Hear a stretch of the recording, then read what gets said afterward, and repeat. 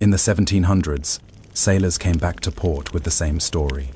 Something in the ocean was big enough to pull down an entire warship, and the Navy believed them. Welcome to local legends. Today, I am going to tell you what happened.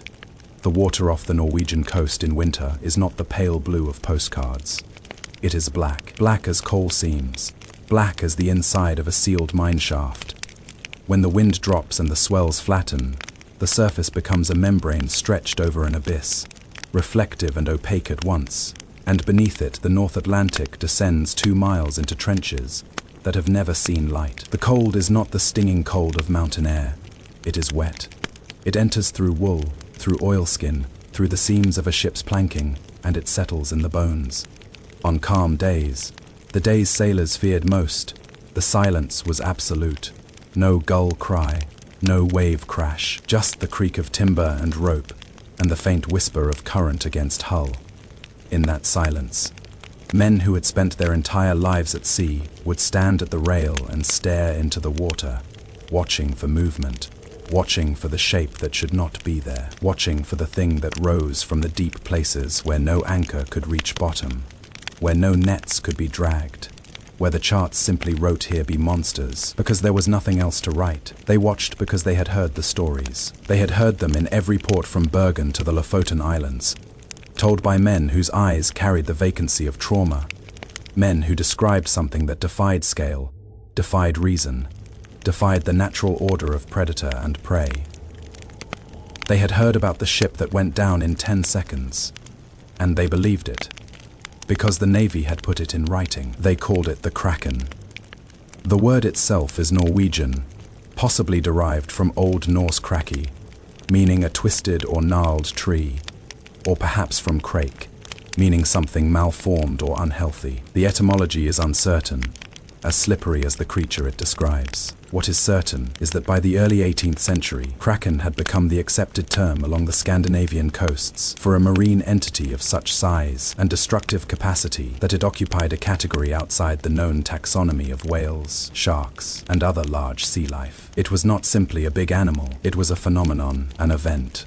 When fishermen spoke of the Kraken, they did not describe an encounter in the way one might recount seeing a basking shark or a school of tuna. They described a disruption in the fundamental nature of the ocean, the sudden appearance of new islands where none had been charted, the abrupt change in water color from black to milky white as something vast rose from below, the appearance of limbs, tentacles, appendages that could encircle a ship's mast and pull it under before the crew could cut the rigging. These accounts were not relegated to tavern gossip or the superstitions of uneducated deckhands. They were recorded in ship's logs, in official correspondence, in the natural history texts, written by some of the most respected scientists of the Enlightenment. The Kraken was not folklore in the sense of something safely distant, something that belonged to the realm of bedtime tales and cautionary parables. It was operational intelligence. It was a navigational hazard. And for centuries, it shaped the mental geography of anyone who made their living on the northern seas. The earliest systematic description of the Kraken in a scientific context comes from the work of Erik Ludvigsson Pontoppidan, Bishop of Bergen, who in 1752 published Et Fasti Forsvar par Norges Naturlige History, the natural history of Norway. Pontoppidan was not a credulous man.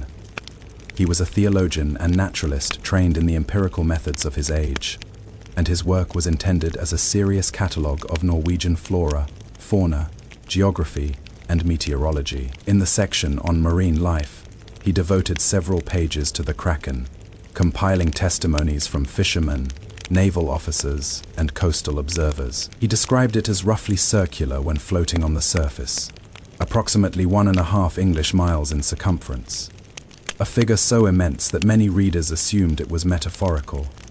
It was not. Pontoppidan's sources were describing an entity that, when it surfaced, resembled a chain of small islands, complete with what appeared to be vegetation or organic matter on its back, that attracted seabirds. The creature's most dangerous aspect, according to Pontoppidan, was not its aggression, but its displacement.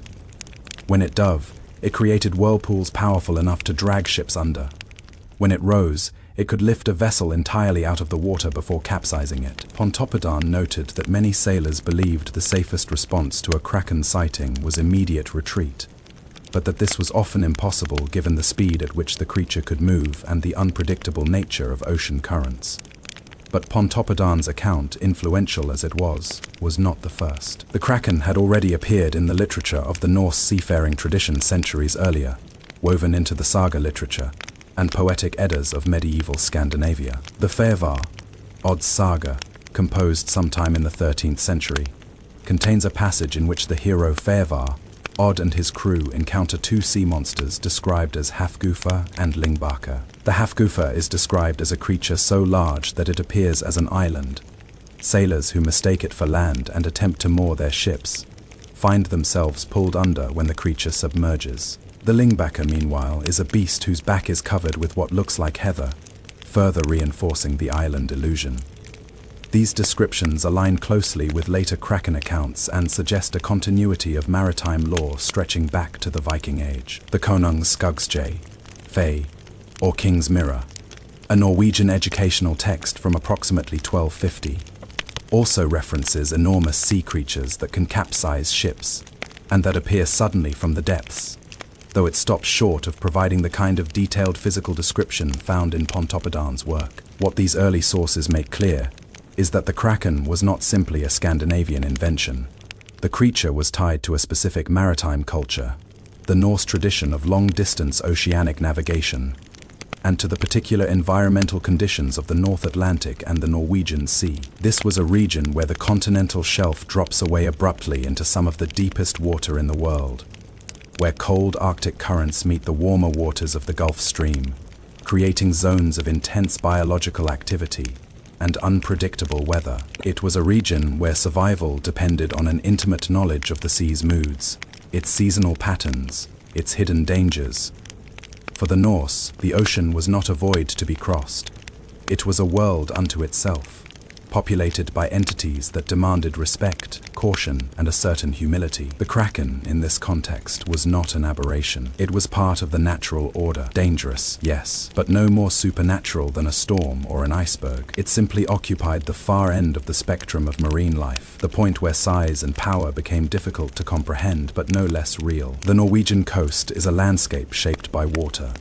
Its fjords cut inland like knife wounds, deep and narrow, their walls rising sheer from the sea in cliffs of granite and gneiss. In winter, the days contract to a few hours of grey twilight, and the fishing villages that cling to the shoreline exist in a state of semi-darkness. For months at a time, the economy of these communities, both in the medieval period and in the modern era, fish, cod, herring, haddock, were not simply a food source. They were currency, trade goods, the foundation of regional wealth. The men who fished these waters went out in open boats, often far from shore, into conditions that would kill an unprepared sailor in minutes.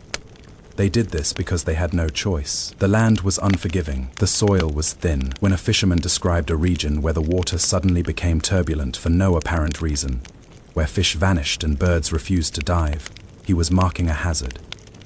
When he spoke of seeing something massive move beneath the surface, he was issuing a warning. These accounts were transmitted across generations, becoming part of the collective knowledge base that allowed communities to persist in one of the harshest marine environments on Earth. The Kraken, in this context, was not a myth in the sense of something invented or imagined. It was a category error, a placeholder term for an encounter that exceeded the available vocabulary. It was the name given to the thing that defied explanation, but could not be ignored. The creature described in these accounts is not a single uniform entity. The testimonies collected by Pontoppidan and others reveal significant variation in detail, suggesting either multiple species or a single creature observed under different conditions and at different life stages. The most consistent feature is size. Nearly every account emphasizes that the Kraken is larger than any whale, larger than any known fish, large enough to be mistaken for land. Some descriptions focus on the body, describing it as rounded, humped, or segmented, with a surface that can appear smooth, rough, or covered in organic growth. Other accounts emphasize the limbs, long flexible appendages variously described as arms, tentacles, or horns, capable of reaching up from the water to seize rigging, wrap around masts, or grasp at the hull. The number of these limbs is rarely specified with precision. Most sources simply say, many. The color of the Kraken varies by account. Some describe it as reddish, brown, others as grayish or mottled. A few testimonies mention bioluminescence, a faint glow visible in deep water or at night. The eyes, when mentioned at all, are described as large and reflective, positioned on the sides of what might be a head or central body. Several accounts note that the creature's skin appears to pulse or ripple, leading some observers to speculate that it was capable of changing color, perhaps as a form of camouflage or communication. The behavior of the Kraken, as recorded in these sources, is not uniformly hostile. Many encounters involve no direct interaction. The creature simply surfaces, floats for a period of minutes or hours, and then submerges. During these surfacing events, the water around it becomes cloudy and discolored, sometimes described as milky white or tinged with brown, possibly the result of ink or waste discharge. Fish are often seen swarming in these waters, and seabirds gather in large numbers, diving repeatedly. Some fishermen believed that the Kraken was actively feeding during these periods, using its size to herd fish into concentrated schools, which it then consumed in vast quantities. Other observers suggested that the fish were feeding on material expelled by the Kraken itself, making the creature's presence a boon rather than a threat, a floating reef that attracted the entire food chain. The danger arose not when the Kraken was feeding, but when it was disturbed. Accounts describe ships that approached too close, either out of curiosity or because the current carried them into proximity. In these cases, the creature's response was immediate and catastrophic. It would dive, and the suction created by its descent would drag everything nearby downward, or it would lash out with its limbs, splintering oars, tearing sails, pulling men overboard. A few testimonies describe the creature actively pursuing a vessel, swimming alongside or beneath it, surfacing directly under the hull to lift and overturn it. These attacks were not prolonged. The Kraken did not linger. It struck, and then it was gone, sinking back into depths from which nothing could be retrieved. The question of what, if anything, could harm or deter the Kraken was a subject of considerable debate among sailors. Most agreed that conventional weapons were useless. Harpoons could not penetrate its hide, or if they did, the creature simply pulled the weapon and the line into the depths, snapping the rope as if it were thread. Some sources mention the use of noise, drums, bells, cannon fire, as a means of driving the creature away, though the effectiveness of this tactic was inconsistent. A few accounts describe ships escaping by jettisoning cargo, the sudden release of weight apparently confusing or distracting the Kraken long enough for the vessel to gain distance. But the most common advice, repeated across centuries, was simple. Avoid it. Do not approach. Do not linger. If you see the water change color, if you see birds circling in unusual numbers, if the fish vanish and the ocean goes still, turn back. There is no transformation narrative associated with the Kraken. It is not a cursed human, not a spirit made flesh, not the result of divine punishment or moral transgression. It is, in the cosmology of Norse maritime culture, simply an animal, albeit one at the extreme end of the scale. This is an important distinction. The Kraken does not symbolize sin or moral failure in the way that many land-based monsters do. It is not a punishment for greed, lust, or hubris. It is a fact of the natural world, as unavoidable and impersonal as a storm. In this sense, the Kraken embodies a worldview in which the ocean is not a space of moral testing, but a domain of existential risk, a place where human life is small and fragile, and where survival depends not on virtue but on knowledge, caution, and sometimes sheer luck. That said, the Kraken does occupy a space in Norse cosmology that goes beyond the merely zoological. The sea, in Norse belief, was home to Jafemungandra, the world serpent, a creature so large it encircled the entire earth and bit its own tail. Jafemungandra was one of the children of Loki, and its eventual battle with Thor during Ragnar Fake. The end of the world was a central element of eschatological prophecy. The Kraken, while not explicitly identified with Jafemungandra in the surviving sources, shares certain symbolic functions. Both represent the ocean's incomprehensible scale and power. Both serve as reminders that there are forces in the world that dwarf human ambition and human understanding.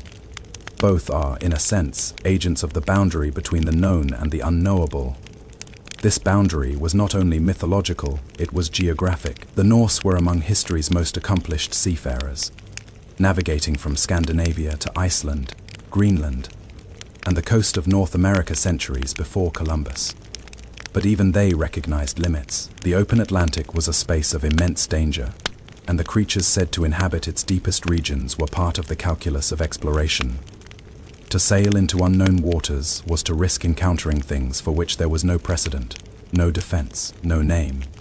The Kraken was one of those things. It was not the monster at the edge of the map. It was the monster in the middle of the map, in waters that had been crossed 1,000 times. A reminder that familiarity was no guarantee of safety. The Kraken entered the wider European imagination in the 18th century, largely through the work of Pontoppidan and the Swedish naturalist Carl Linnaeus. Linnaeus, the father of modern taxonomy, included the Kraken in the first edition of his Systema Naturae in 1735, classifying it under the name Microcosmus marinus. He later removed it from subsequent editions, possibly due to lack of physical specimens, but the inclusion itself was significant. Linnaeus was not a man given to fantasy. His entire scientific project was built on empirical observation and systematic classification. That he even considered the Kraken worthy of inclusion suggests the degree to which educated Europeans took the creature seriously. The early accounts of the Kraken were met with skepticism outside of Scandinavia, but they were not dismissed outright Enlightenment. Era naturalists occupied a peculiar moment in the history of science. The world was still revealing itself. New species were being discovered regularly, often in forms that defied existing categories. The platypus, the giraffe, the gorilla. Each of these was initially met with disbelief by European scientists who could not reconcile the descriptions with their understanding of zoology. In this context, the Kraken was implausible, but not impossible. It strained credulity, but so did much of the natural world once one ventured beyond the familiar landscapes of Western Europe. The French naturalist Pierre de Fénis de Montfort took the Kraken seriously. In his 1802 work Histoire naturelle, Ottopus Montfort argued that the Kraken was not only real but belonged to the cephalopod family. He cited accounts from French sailors who claimed to have encountered massive cephalopods in the waters off Angola, creatures capable of pulling men from the deck of a ship. Montfort's work was controversial, and some of his claims were later discredited, but his central thesis, that the Kraken was a real animal related to known cephalopods, would eventually be vindicated. The British naturalist John Gibson did not help the Kraken's case. In the early 19th century, he attempted to rehabilitate the creature's reputation by arguing that many so-called sea monster sightings were simply misidentifications of large whales or seals. This rational explanation gained traction, and by the mid-1800s, the Kraken had been largely relegated to the realm of superstition in mainstream scientific discourse. But the fishermen of Norway and the sailors of the North Atlantic continued to report encounters. They continued to describe ships that vanished without explanation in calm seas. They continued to speak of tentacles and whirlpools and eyes the size of dinner plates. And they did not care what the naturalists in Paris or London had to say about it. On the 7th of January, 1782, the Swedish Royal Navy issued an official memorandum regarding a warship that had been lost off the coast of Norway. The vessel, according to the report, had been in good condition and fully crewed when it encountered something in the water. Witnesses from a nearby merchant ship described seeing the warship suddenly list to one side, as if struck by a rogue wave, and then sink bow first into the sea in a matter of seconds. No wreckage was recovered. No survivors were found. The official conclusion, as recorded in the Navy's archives, was that the ship had been attacked by a large marine animal, possibly a Kraken. The memorandum did not speculate. It did not editorialize. It simply stated the facts as reported and moved on. This was not an isolated incident. Norwegian church records from the period contain multiple entries noting the loss of fishing vessels under similar circumstances, often with the notation that the cause was unknown or attributed to a sea monster. These documents are significant, not because they prove the existence of the Kraken. They do not, but because they demonstrate that belief in the creature was not confined to uneducated sailors or provincial villagers. It extended into the institutions of the state, into the military and the church, into the record, keeping apparatus that defined what was considered factually reliable. The Kraken was not folklore in opposition to official knowledge. It was part of official knowledge. Then, in 1830, something washed ashore on the coast of Ireland that changed the conversation. Near the village of Dingle, on the southwestern tip of the island, locals discovered a massive cephalopod carcass on the beach. The body was badly decomposed, but several of the arms were intact, measuring over 20 feet in length. The creature was identified as a giant squid, a species that had been rumored to exist but never conclusively documented. The specimen was not preserved, and much of the physical evidence was lost, but the incident was recorded in local newspapers and later cited by naturalists as potential evidence for the existence of large cephalopods in the North Atlantic. Then came Denmark, 1853. A Danish naval vessel recovered the remains of a large squid that had washed ashore near Aalbæk on the northern coast of Jutland. This specimen was better preserved, and it was examined by Professor Japetus Steenstrup, a Danish zoologist. Steenstrup recognized that the creature was unlike any squid previously catalogued. It was far larger, with anatomical features that suggested it was a deep-sea species rarely seen at the surface. He coined the scientific name Architeuthis dux, the ruling giant squid, and presented his findings to the Royal Danish Academy of Sciences. This was the first formal scientific description of a giant squid, based on physical evidence. The floodgates opened. Over the next several decades, additional specimens were recovered from beaches and fishing nets around the North Atlantic. In 1861, a French naval vessel encountered a live giant squid off the coast of the Canary Islands. The crew attempted to capture it but succeeded only in retrieving a portion of a tentacle, which was preserved and later studied by French naturalists. In 1870, a giant squid washed ashore in Newfoundland, Canada, and was examined by Reverend Moses Harvey, an amateur naturalist who photographed the specimen and sent the images to scientists in the United States and Europe. Harvey's photographs were among the first widely circulated images of a giant squid, and they helped solidify the creature's place in the scientific record. But the most significant find came on the 2nd of November 1861, when the French gunboat Alecton encountered a living giant squid in the Atlantic Ocean, approximately 120 nautical miles northeast of Tenerife. The creature was floating on the surface when the ship approached, and the crew spent several hours attempting to capture it. They managed to loop a rope around the animal's body, but when they tried to haul it aboard, the rope cut through the soft tissue, severing the rear portion of the body. The head and arms sank into the sea, but the crew retained the tail section, which weighed an estimated 40 pounds.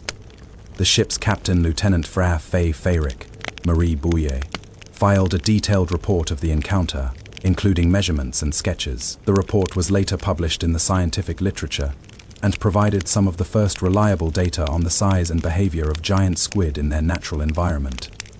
These discoveries did not immediately resolve the Kraken question, but they shifted the terms of the debate. It was no longer possible to dismiss all sea monster accounts as superstition or misidentification. There were, in fact, enormous cephalopods living in the deep ocean, animals capable of reaching lengths of 40 feet or more, animals with tentacles strong enough to damage fishing equipment and possibly even small boats. The question was no longer whether such creatures existed, but whether they matched the descriptions given in the old Kraken accounts. Were giant squid large enough to sink ships? Could they attack vessels deliberately, or were the reported encounters simply cases of animals surfacing and being struck by passing ships? And were giant squid the only explanation? Or were there even larger species yet to be discovered? By the late 19th century, the Kraken had begun its transformation from a practical navigational concern into a subject of popular fascination. This shift was driven in part by literature. In 1830, Alfred Lord Tennyson published a short poem titled The Kraken, which depicted the creature as a primordial being dwelling in the ocean's abyssal depths, destined to rise only once, at the end of the world, to die in the sight of men and angels. Tennyson's Kraken was not the pragmatic hazard described by Norwegian fishermen. It was a symbol of the sublime, the unknowable, the vast forces that lie hidden beneath the surface of the everyday world. The poem was only 15 lines long, but it captured the romantic imagination and helped cement the Kraken's place in the literary canon. The creature's next major literary appearance came in 1870 with the publication of Jules Verne's 20,000 Leagues Under the Sea. In the novel, Captain Nemo's submarine, the Nautilus, is attacked by a school of giant squid while stranded on a reef. The encounter is one of the book's most dramatic sequences, with the crew fighting off the creatures using axes and harpoons, as the squid attempt to pry open the submarine's hatches. Verne based his depiction on the recent scientific discoveries of giant squid, but he amplified the drama, portraying the animals as aggressive and intelligent, capable of coordinated assault. The scene became iconic, shaping public perceptions of giant squid for generations, and reinforcing the idea that the deep ocean was a realm of monstrous, alien life. These literary portrayals marked a turning point. The Kraken was no longer primarily a Norwegian or North Atlantic phenomenon. It had become a global symbol, a shorthand for the terror and mystery of the deep sea. But in the process of becoming a symbol, the creature lost much of its specificity. It was no longer tied to a particular culture or set of environmental conditions. It was no longer part of a living tradition of maritime knowledge. It had become a trope, a narrative device, a monster that could be deployed in any story that needed an aquatic threat. This transformation was not without cost. The sailors who had reported Kraken encounters for centuries were now seen as either prescient observers, who had glimpsed a real animal, or deluded fools, who had succumbed to panic and imagination. The possibility that they were simply people trying to describe something outside the available vocabulary, something real but difficult to categorize, was largely lost. The scientific study of giant squid accelerated in the 20th century, driven by advances in marine biology, deep-sea exploration technology, and the sheer accumulation of physical specimens. By 1900, dozens of giant squid had been recovered and examined, providing a detailed picture of their anatomy, life cycle, and habitat. They were found to be deep-sea predators, spending most of their lives at depths of 1,000 to 3,000 feet, feeding primarily on fish and smaller squid. Their large eyes, the largest in the animal kingdom, were adapted for detecting faint bioluminescence in the near, total darkness of the deep ocean. Their tentacles, equipped with powerful suckers lined with sharp tooth-like structures, were used to seize prey and pull it toward the beak. A hard, parrot-like structure capable of shearing through flesh and bone. But despite this growing body of knowledge, one question remained frustratingly unanswered. How large could a giant squid actually get? Most of the recovered specimens were juveniles or subadults, measuring 20 to 30 feet in total length. Fishermen and whalers, however, continued to report encounters with animals far larger. Sperm whales, which prey on giant squid, were often found with scars from squid suckers that suggested the prey had been significantly larger than any scientifically documented specimen.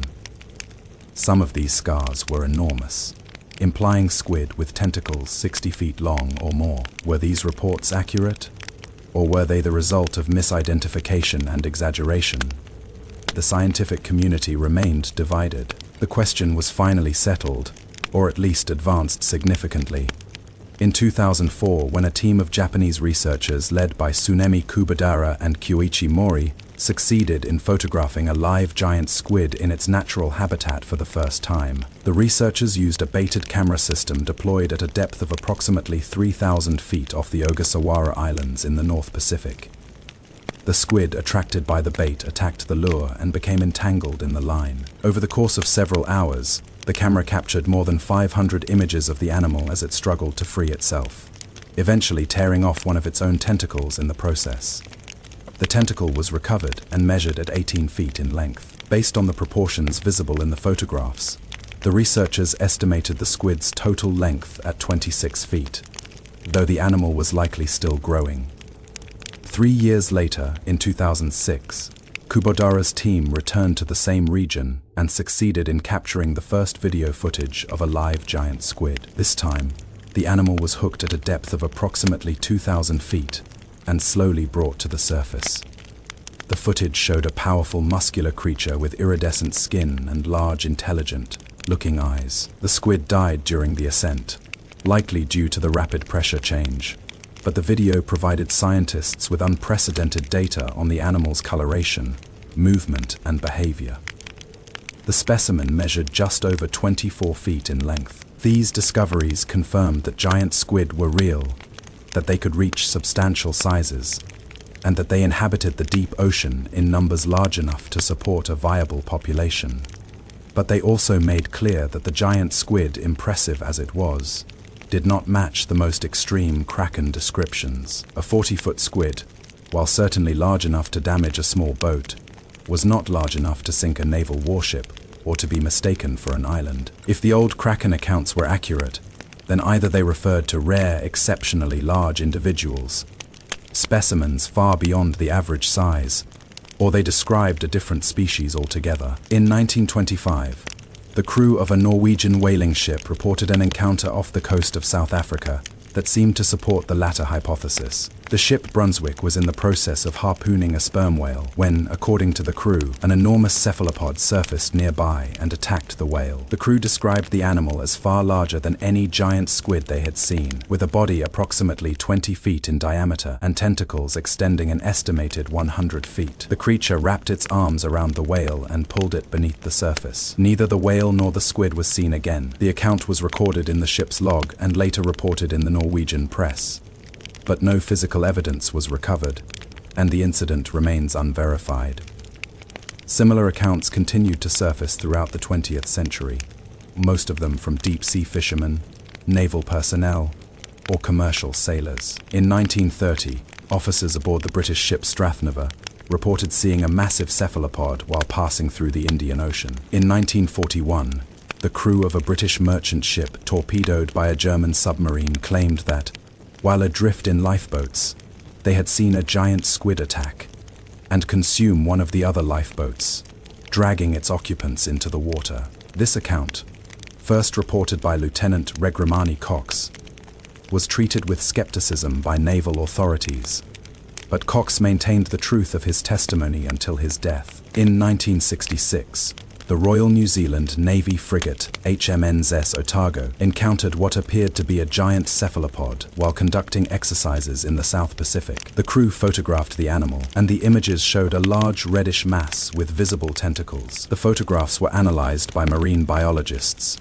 who concluded that the object was likely a giant squid, though the quality of the images made definitive identification impossible. Perhaps the most famous modern Kraken encounter occurred on the 15th of October 1969, when the crew of the fishing vessel Santa Emilia, operating off the coast of Peru, reported being attacked by a giant squid. According to the crew, the animal surfaced near the ship and wrapped its tentacles around the hull, attempting to pull the vessel under. The crew fought back with axes and knives, eventually severing several of the squid's arms and driving it off. The incident was reported to the Peruvian Coast Guard, and portions of the squid's tentacles were recovered and later examined by scientists. The tissue samples confirmed that the animal was a cephalopod, likely a giant squid, though the exact size could not be determined from the fragments alone. These accounts, taken together, suggest that giant squid may be more aggressive and more dangerous than the scientific literature generally indicates. Most marine biologists describe giant squid as passive, opportunistic predators that avoid surface waters and human contact. But the eyewitness reports tell a different story, one of animals that under certain circumstances will approach ships, attack prey near the surface, and respond to perceived threats with considerable force. The discrepancy may be explained by the fact that most scientific knowledge of giant squid is based on dead or dying specimens, animals that washed ashore or were caught in fishing nets. Live, healthy giant squid in their natural environment may behave quite differently. There is also the question of size variation. Most documented giant squid specimens fall within a relatively narrow size range, but the biological literature suggests that cephalopods, unlike most vertebrates, can continue growing throughout their lives, and that their final size is determined by factors such as food availability, predation pressure, and environmental conditions, it is entirely possible that, in regions of the ocean where food is abundant and predators are scarce, giant squid could reach sizes far beyond the average, sizes that would begin to approach the dimensions described in the old Kraken accounts. In 2013, marine biologists finally succeeded in filming a giant squid in its natural habitat, without the use of bait or capture equipment. The footage, captured by a team led by Edie Widder and Tsunemi Kubodera using a specialized low-light camera system, showed a female giant squid swimming freely at a depth of approximately 2,000 feet off the coast of Japan. The animal appeared calm and curious, approaching the camera and examining it with its tentacles. The footage confirmed that giant squid, when undisturbed, were not the aggressive monsters of popular imagination. They were cautious, intelligent animals adapted to a hostile environment. Animals that preferred to avoid rather than confront potential threats. But the footage also confirmed something else. The deep ocean remains largely unexplored. The squid filmed in 2013 was in relatively shallow water by deep-sea standards. The abyssal zones, regions below 13,000 feet, are almost entirely unknown. Less than 5% of the ocean floor has been mapped in detail. Vast regions of the North Atlantic, the Pacific, and the Southern Ocean have never been surveyed. It is entirely possible, even likely, that there are species of cephalopods living in these regions that have never been seen by human beings, species that could be far larger than any documented giant squid. The Kraken entered popular culture with a vengeance in the 20th century, appearing in films, television shows, comic books, and video games with a frequency that would have baffled the Norwegian sailors who first described it. The creature's first major film appearance came in 1954, with the Disney adaptation of 20,000 Leagues Under the Sea, directed by Richard Fleischer. The film's climactic scene, in which the crew of the Nautilus battles a giant squid on the surface of the ocean during a storm, became one of the most iconic sequences in science fiction cinema. The squid in the film was a massive animatronic puppet, operated by a team of technicians, and requiring weeks of filming to complete. The scene was terrifying, visceral, and utterly removed from the actual behavior of cephalopods. It was also wildly popular, cementing the giant squid's place as a go-to monster for nautical adventure stories. In 1981, the British stop-motion animator Ray Harryhausen brought the Kraken back to the screen in Clash of the Titans, though Harryhausen's version bore no resemblance to either the Norwegian Kraken or a giant squid. Instead, it was a vaguely reptilian, four-armed creature with a humanoid torso and a bestial face, more dragon than cephalopod. The film's Kraken was explicitly mythological, a creature sent by the gods to punish mortals, and its design reflected this divine origin. The creature was enormous, capable of destroying cities, and it could only be stopped by supernatural means, specifically by turning it to stone with the severed head of Medusa. Harryhausen's Kraken was a spectacle, a technical achievement, and a complete departure from the creature's original context. The Kraken appeared again in 2006, in Pirates of the Caribbean, Dead Man's Chest, where it was reimagined as a massive cephalopod under the control of the ghostly Captain Davy Jones. The film's Kraken was a CGI creation, a writhing mass of tentacles that could drag entire ships to the ocean floor and devour crews whole. It was depicted as both a weapon and a symbol of Jones's power over the sea, a creature that could be summoned at will and commanded to attack specific targets. This version of the Kraken was fast, intelligent, and almost unstoppable, requiring elaborate plans and significant sacrifice to defeat.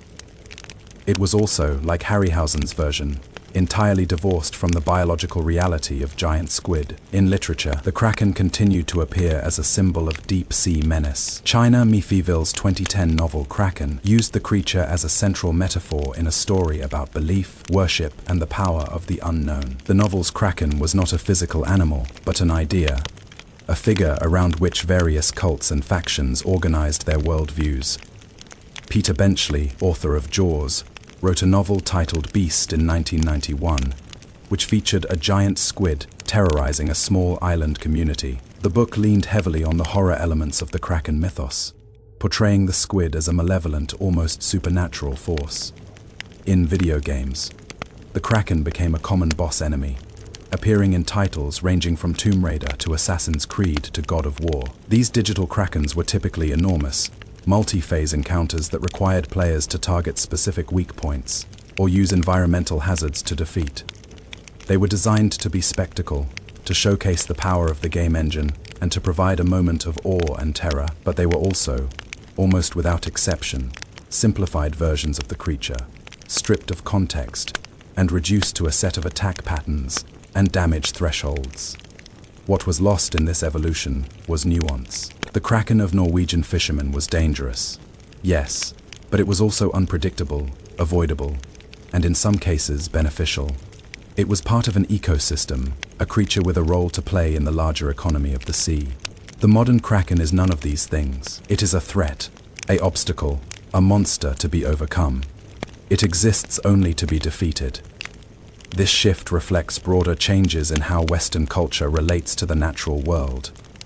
The ocean is no longer a place where humans live and work in uneasy coexistence with powerful forces. It is a resource to be exploited, a frontier to be conquered, or a wilderness to be preserved. The creatures that inhabit it are either commodities or symbols, and the Kraken, as one of the most iconic of those creatures, has been reduced to the latter. There is a deeper issue here, one that extends beyond the Kraken specifically. The transformation of the Kraken from a navigational hazard into a pop culture icon mirrors the transformation of the ocean itself in the modern imagination. For most of human history, the ocean was a practical concern. It was the medium through which trade flowed, the source from which food was harvested, the barrier that separated nations and cultures. It was studied, mapped, and feared in equal measure. But it was real, it was present. It was part of daily life for millions of people. Today, for the majority of people in the developed world, the ocean is distant. It is something seen on vacation, something experienced through documentaries, something that exists as a backdrop to cruise ships and beach resorts. The creatures that live in it, the fish, the whales, the squid, are abstractions, images on screens, exhibits in aquariums. They are not threats. They are not partners. They are not even really animals. They are content.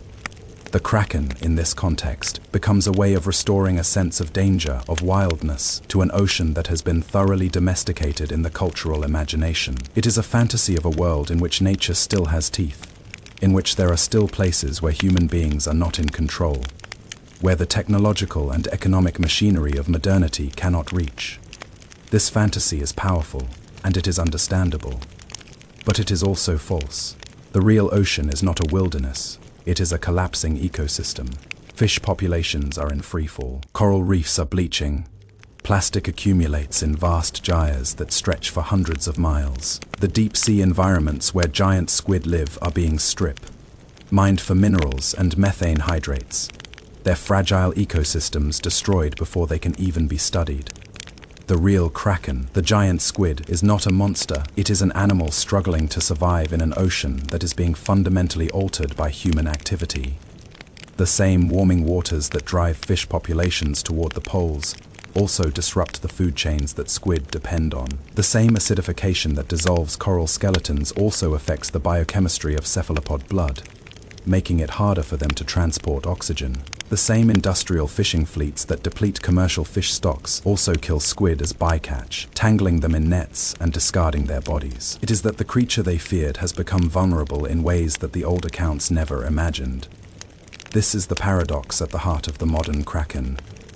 We have spent centuries trying to understand it, to capture it, to bring it into the light. And now that we have succeeded, now that we have photographs, videos, anatomical diagrams, genetic sequences, we have discovered that the creature is not what we thought it was.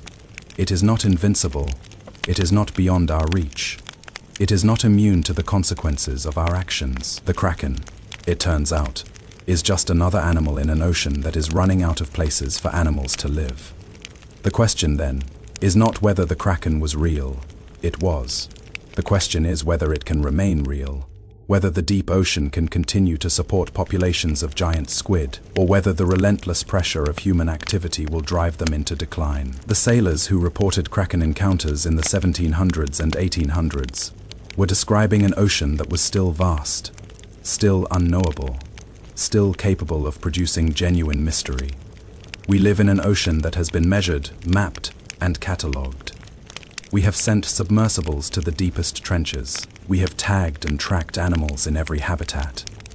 We have illuminated the darkness and found that, for the most part, it contains exactly what we expected, creatures adapted to their environment. Animals doing what animals do. But there are still depths we have not reached. There are still regions of the ocean where the water is too deep, the pressure too great, the darkness too complete for our instruments to penetrate. And in those regions, it is possible, still possible, that there are things we have not yet seen. Things that would make the giant squid look small. Things that match more closely than any documented animal. The descriptions given by those Norwegian sailors centuries ago. The Kraken, at its core, is a story about the limits of human knowledge. It is a story about the gap between what we can see and what we know must be there. The gap between the familiar and the alien. It is a story that asks us to imagine what it would be like to confront something that defies our categories, our expectations, our sense of scale. And it is a story that reminds us that the ocean, for all our technology and all our confidence, remains the largest and least understood environment on Earth. We have explored more of the surface of Mars than we have of the ocean floor. We have sent probes to the outer solar system, but we have barely scratched the surface of the abyssal plains that cover more than half the planet.